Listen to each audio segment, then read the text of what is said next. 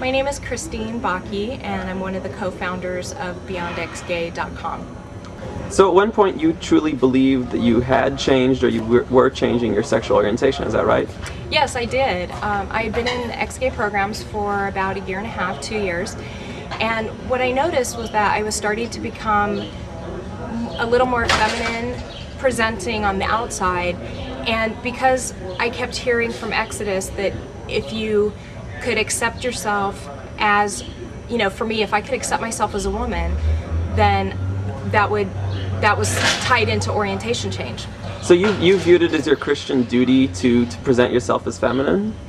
Well, I felt like that what they were saying was that God wants you to be the woman that He created you to be. And the idea there of a woman was very much kind of a cultural norm. So a woman who would have a family, who had, maybe longer hair, or was just not, just much more femme and not butch in a way. So, and what they do is they say that, they kind of confuse the two things. They say people who are gay have problems accepting their own gender.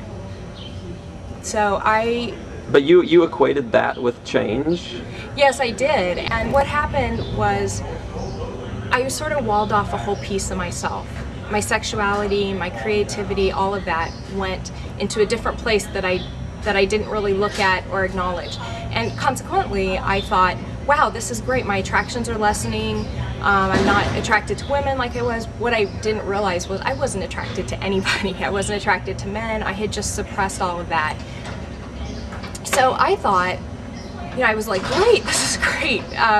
And this really means I changed. So that, coupled with my outward expression of my own feminine self, that was something I needed to do. That's just my story. I took all of that and I said, okay, I've changed, this is really healing. And then I started looking around and saying, oh, maybe there's a man that I can find who I can get married to and I could be attracted to. So I started looking around and saying, oh, he would be a good dad, or he would be I could be really best friends with that person. And there were people that I really loved their personality, and men that I thought, yeah, I could see that.